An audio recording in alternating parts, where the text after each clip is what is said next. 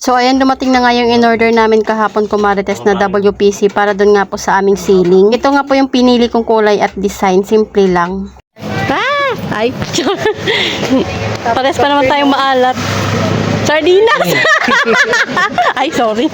Dalawang raffle entry pala yung gagawin namin. At yung una nga po naming napanalunan ay dilata. Kuha naman yung nag-ikot nun, tapos ito naman yung sa akin. O diba may dagdag lutuan na naman nga kami, kumarites. Sobrang dami mong mapanalunan dyan, kumarites. At pag naka 2,000 ka ay may isang raffle entry ka nga. Pagka-uwi ko galing grocery, may nagpalalamove nga po sa akin. Kaya ayan, naghanda ko ng mga chichirya para ibigay doon sa lalamove rider. So ito nga po ay mga WL product. Syempre at hindi ko na nga binidyohan nung pagkaabot ko sa driver, kumarites, kasi nakakahiyang mag-video, lalo na nga at hindi natin alam kung papayag ba sila o hindi. Pero nung nakita ko naman yung reaksyon niya, kumarites, ay masaya siya at nagpasalamat nga rin. O diba kung may anak siya, may ipapasalubong siya. Bandang hapon ay dumating na nga po itong mga napamili ko, kaya kailangan ko nang i-display dahil may ginagawa nga po dito sa bahay namin. Yung pagsisiling at malapit na talaga siyang matapos. May mga ilaw pa kasi akong inaantay dahil nakulang nga po yung pin light na in-order namin na 2. Kaya nag-order pa ako ng 2 pahabol. O diba sa mahal ng bilihin ngayon, kumarites, 5,500 na nga po iyan. Hindi pa nga kasama yung mga sigarilyo. Dahil doon sa raffle entry nga ay hindi pasok yung sigarilyo doon at alak. Sinigurado ko nga na makuha ko nga yung mga kailangan ko at yung mga nakalista. Uli ko naman kinuha yung mga kape na may mga promo para naman nga po may stock na ulit tayo na idadagdag sa tindahan. In-display ko na rin yung mga ibang dilata na napamili ko. Yung chichirya lang itong mga dinagdag ko kasi marami pa naman yung chichirya na binili namin nung nakaraan. Tapos yung mga naubos na ay wala nga doon sa grocery. Kailangan mo lang din talaga magtiyaga sa pagpila sa pagbayad, kumarites, kasi ang dami talagang namili kanina dahil nga sa paraffle. Kahit busy nga sa bahay ng pag-aasikaso, hindi rin talaga pwede mapabayaan itong tindahan. Buti na nga lang talaga yung grocery naman dito sa amin ay malapit lang din at walking distance lang. Kaya mainit at ang haling tapat, nagpunta na rin talaga ako. Pero madalas pag namimili nga po kami, kumarites, ay gabi talaga or hapon. Umiiwas sa sobrang init. Buti na nga lang talaga may water jug na kami na talaga namang tumatagal yung lamig dahil pwede ka na nga uminom ng malamig na tubig. Nag-comment pala dyan sa water jug namin, kaya daw pala mahal dahil hot and cold na siya. Yes, pricey siya, kumarites, pero hindi lang naman tubig ang pwede mong ilagay dyan dahil pwede nga rin yan sa pagkain. Lalo na sa panahon ngayon na madalas nga po mag-brown out, maganda may water jug na tayo dahil lalagyan lang natin ng yelo, may maiinom na tayo ng tubig na malamig. Bumili pala sa akin dyan ng Marlboro na 9 na peraso. So dahil yan nga po ay 99, may piso na lang siyang sukli. Tanggal ko na dyan yung mga cream o dahil tigi ilang peraso na lang, pati nga po yung Oreo. So i-refill ko nga po yung mga bago kong binili.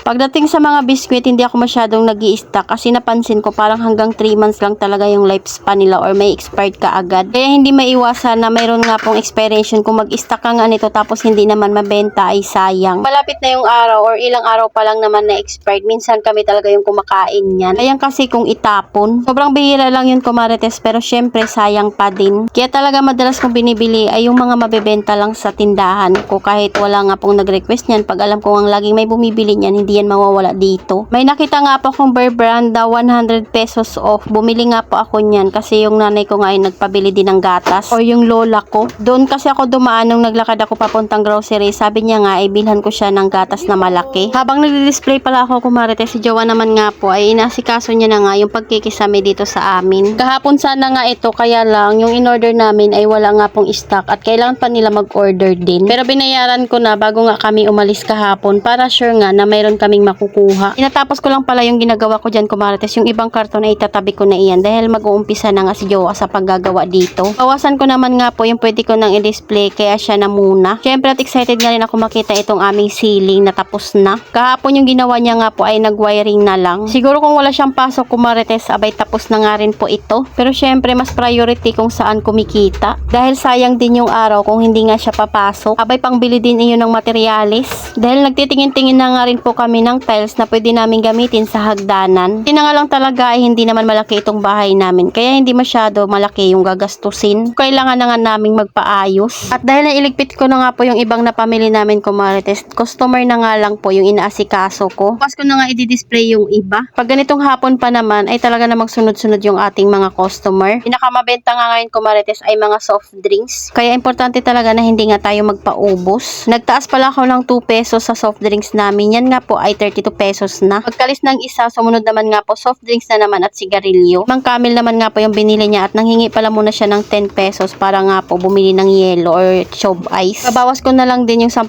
piso doon sa sukli niya. May pala ng customer namin na buti daw 32 pesos nga lang po yung soft drinks ko kasi sa iba nga daw ay 35. Kayo ba kumarites magkano ang soft drinks nyo nakasalo? Hindi naman kasi ng supplier ay 32 pesos nga daw po yung pwede niyang presyo. Sinunod ko nga lang yung sinabi niya. Sa inyo ba mas mataas ba yung benta nyo nakasalo? Siguro yung iba na nangungupahan ay kailangan talaga nila magpresyo ng 35 pesos. Pero kung hindi naman ay okay na nga po sa akin yung presyo kung ganun. Basta ang importanteng mahalaga yung bote ay kailangan mong isauli. Kasi yung iba talaga ay hindi nga nagsasauli ng bote. So ayan kung kita nyo na nga dyan kumarites, dumidilim na rin talaga dahil paggabi na nga rin. Busy na naman nga si Jowa sa kanyang ginagawa dito sa ceiling namin.